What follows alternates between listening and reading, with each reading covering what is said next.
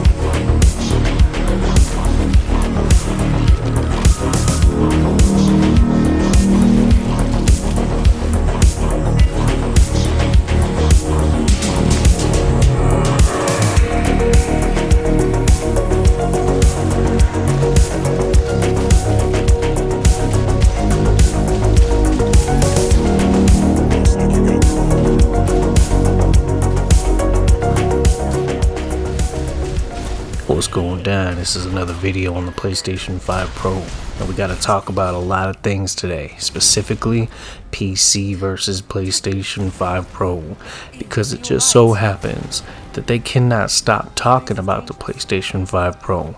Is it worth the value? Was $700 too much? We're here to tell you one thing and one thing only: spend your money however the fuck you want, but the PlayStation 5 Pro is definitely worth my money, and I'm gonna tell you why in this video. Over the past few weeks, I've been collecting a back catalog of physical based games. Yes, physical based games. That be number one above all else, because the PlayStation 5, it allows you to still have physical games, while other platforms are pushing more and more for digital I guess you could say dependency for your libraries. PlayStation has still given you the flexibility necessary for you to choose how you want to play. Now, that being said, not every game that is a physical copy is actually a physical copy of the game, meaning this: you may still have to download a considerable amount of data on any given game. Now, give you an example. Black Ops 6 came out, right? But nothing is really on the disc. Now, these discs can actually hold up to 100 gigabytes in one particular Blu-ray. So PlayStation 5 games have plenty of space to put whatever they need as far as the base game, if anything, the single player. So with that being said, some of the games that I've been buying lately are games like Space Marine 2, Black Myth Wukong, Stellar Blade, Spider-Man 2, Silent Hill 2, Armored Core 6, games like RoboCop, games that give you a benefit for using the PlayStation 5 Pro with or without a Pro patch. We're seeing improvement in a lot of these games already, and some of these games that have been receiving Pro patches have been drastically improved. Space Marine 2 is an example that I've been showing myself time and time again compared to the base console, because I have the base console still, and it is a disc drive variant, and I can play any of these games on there too and see a difference, and it's quite drastic. Stellar Blade is another great example. It's the game that you're looking at right here, running very, very well on the PS5 Pro. In fact, way over 60 FPS if you have the monitor to do it. But I'm playing on a 4K 60 monitor, and I'm still enjoying excellent gameplay, even on games like Black Myth Wukong that may more or less require you to use VRR support. I'm really actually having a good time with it. I'm not having a lot of issues with that, even on a 60 hertz screen, because it's such a consistent frame rate that it doesn't really bother me at all. But I also have a 120 hertz gaming monitor that goes up to 1440p, and I can play Black Myth Wukong on there with a solid locked 40, using the G-Sync and all the features that the monitor gives me. And I usually use a monitor for things like Call of Duty, Black Ops, and more multiplayer focused games, especially first person shooters. So there's a time for that, but my setup allows me to switch between the TV and the monitor like in less than 30 seconds. So it's a pretty good setup for what I have right now. And these console games, I consider them to be exclusives. All of them, even the third party games, because PC gamers don't have physical copies. You understand? Some of the Xbox players, they can get a physical copy. But if it's not a physical copy and the world goes to shit and you have your bug out bunker, you're going to have to rely on the internet to get games back, or even to do your digital check-in, to your internet check-in, to make sure that you still can log in. But what happens when you can't do that? What happens when there's no internet? What about when there's really bad weather, or when the internet goes out, and you're just relying on your solar panels of your house to charge everything there? Well, what is the sustainable model? When I consider those things, the PlayStation 5 Pro is the sustainable model. You install the optical drive, you do your internet digital handshake, the one-time handshake, it's good to go. The base model PlayStation 5 doesn't even require that, so it's already good to go. You just need electricity and a TV and a PlayStation, And so I like the model of the console because it gives me the experience that I'm used to, and the quality of the games. Space Marine 2, Silent Hill 2, post-patch, they fixed that. Stellar Blade. I even bought Final Fantasy 7 Rebirth and Integrate, so I have both of those that I can chew through at any given time. And I'm telling you, like I said before, the catalog is like a collection of fine wines, right? And you could take any of these wines and you can sip them for an evening and really bask in the single player campaign, the cinematics, the character development, but you don't have to be stuck on one particular game. It's almost like a buffet at this point, because the PS5 Pro has a 2 terabyte hard drive, right? SSD. You have the solid state drive. Then you have the expandable slot, which I've seen people put up to like 8 terabyte expansion modules to get a ton of extra storage, and that's probably something that I'll do pretty soon, if not later in the future. So I'm looking at options for that too. But building the physical library, I think, is something that is going to be important for people to show Sony that they definitely still want that. And I believe that the demand is still there, because getting these disk drives right now for the PS5 Slim and PS5 Pro is not very easy right now. They sell out pretty quickly, some of it due to scalpers, but a lot of it due to just straight up actual demand of the disk drive. And that's something that I think that if they take that same approach into the next generation of PlayStation, then that's going to set us up for another 5 to 10 years of physical based media that preserves some of these great games that we're getting in these generations, from last generation to now. And then of course we got all these goddamn remasters that are going on, right, or remakes that are going on. And so you're seeing a new life being breathed into some of these older titles, and it's really giving the dynamic of preservation a real shot. PlayStation is the spearhead of that, with, I believe Nintendo is as well, but I mean, come on, cartridges in 2024. Let's hold judgment until we see how exactly the Switch 2 is going to play out, because supposedly it was supposed to come out a year or two ago, and it's been delayed, but it's still been selling very good. So I can understand why Nintendo didn't want to rush another generation out. Maybe some last minute tweaks, some upgrades here and there, something to give it a little bit more future proof ability when they finally decide to launch it. That could be a good idea. So Nintendo is definitely strong still. And though that PlayStation actually in its inception was because of a backstab by Nintendo, I think the two companies have a decent relationship with one another, more so than ever. Even seeing some of Sony's first party publishers putting some of their games on the Nintendo platform, or at least trying, because the Lego Horizon game did not sell very well. But then again, personally, and this just may hurt some people's feelings, as a PlayStation fan, I don't really fuck with Horizon like that, because I was such a diehard Killzone fan. And so for Guerrilla to really switch it up and go with a different game, hey, you know what, cool, those games were great. They were not my type of game though.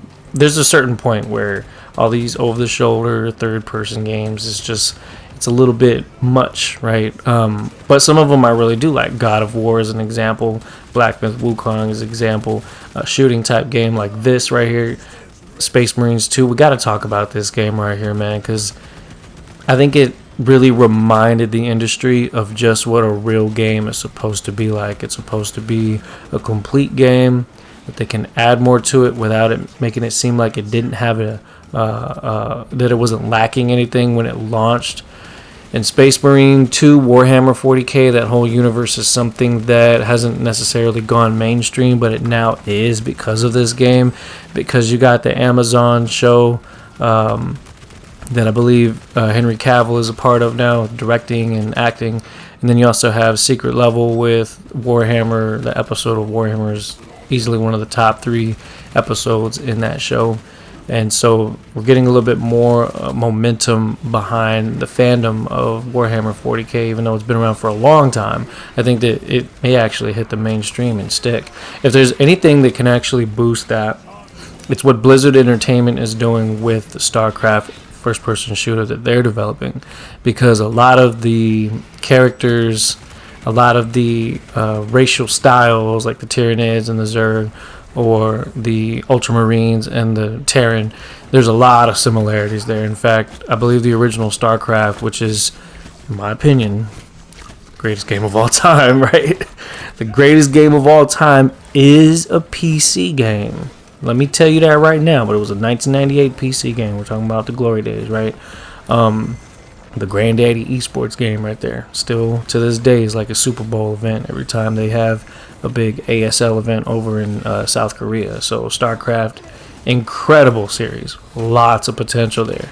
And for them to make a shooter, look at Space Marine. All that Activision Blizzard has to do is make it like that. Maybe use the Call of Duty engine. I've been talking about this.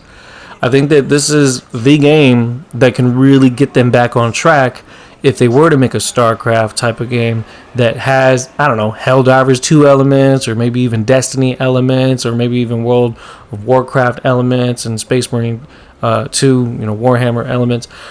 They could really do something with that depending on how in-depth they go with it, but it does need to be a complete package, and it can't be spoon-fed, live service dependent content. It has to really hit the starting point at a strong point. So StarCraft FPS, I'm still rooting for that, and I'm pretty sure it's gonna come to PlayStation. Like, if it stays on PC, I'll get a PC. That's like the only game that I would go back to PC for, because StarCraft is the PC game for me.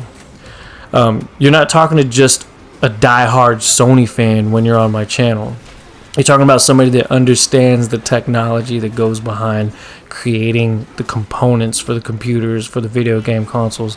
I have a very good understanding of it.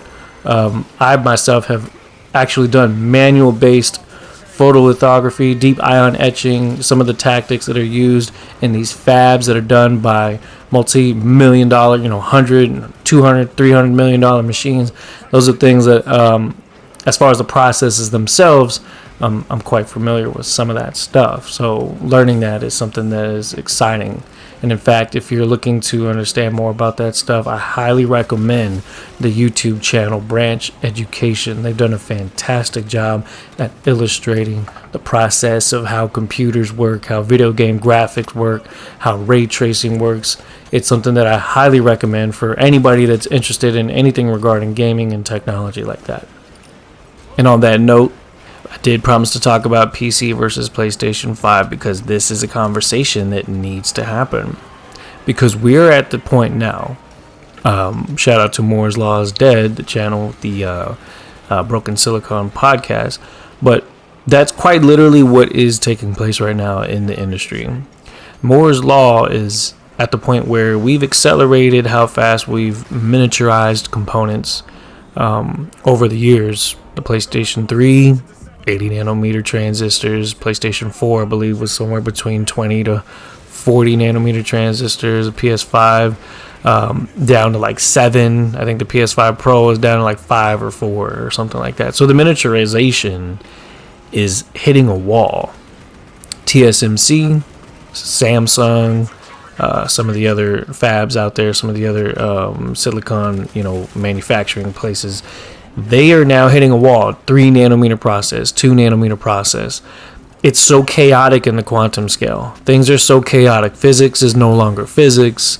Chemistry is no longer chemistry. Matter of fact, chemistry is physics at that scale. So things are very chaotic, and trying to get yields are just difficult. when you start to miniaturize down to the 1 and 2 nanometer nodes. And so what the industry has started to shift to, and this is what I've, because I watched the conferences from NVIDIA and AMD and, Intel, and whenever there's information regarding that, I really take the time to understand why they're doing what they're doing.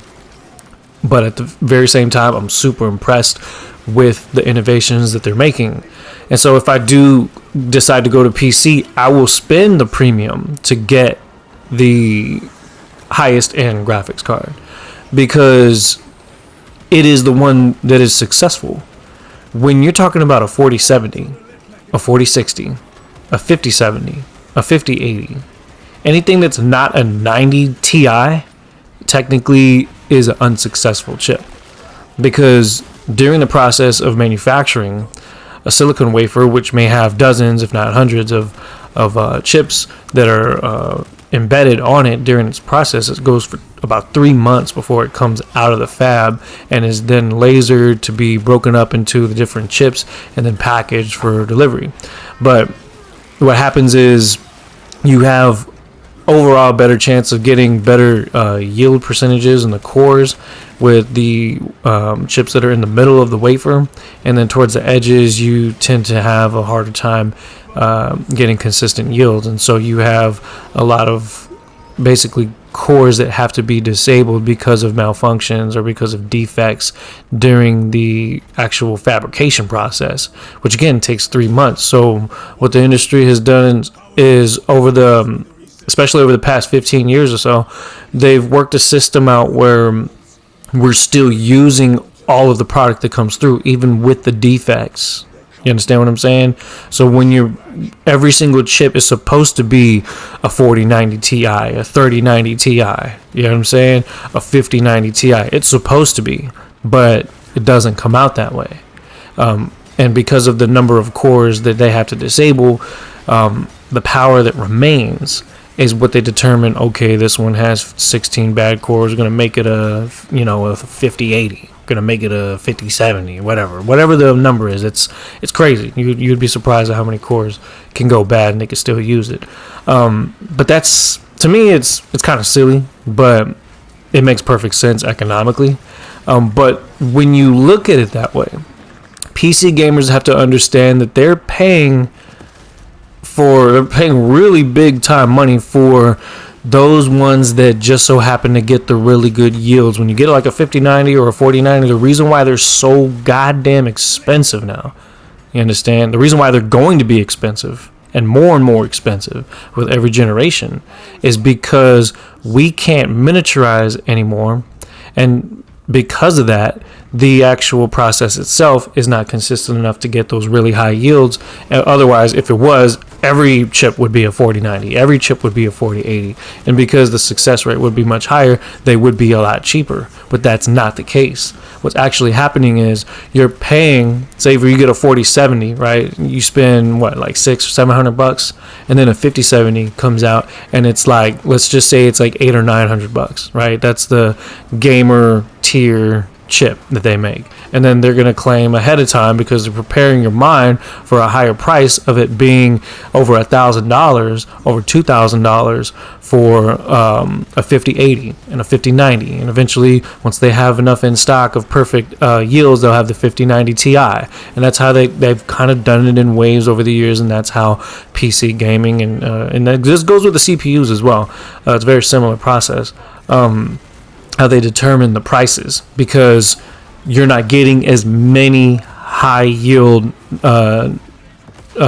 chips, that they have no choice but to charge more for them, because those fabs are still running, making more parts, getting a lot of defects. They're gonna have to cut those down. They're gonna create a whole lot of 4060s and 5060s, and I hope they don't do 5050s. That just sounds terrible. But 5070s and things like that, and that just kind of gives you more or less a percentage of how many cores are actually good to go, right? More or less. That's just, you know what I'm saying.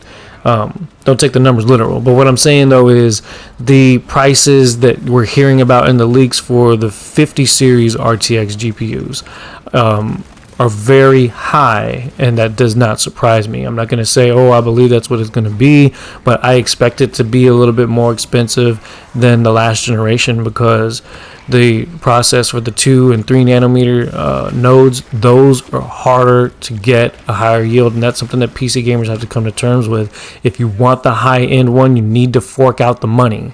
Now, the PlayStation 5 Pro, they don't do that bullshit. The chip has to be basically completely good, okay?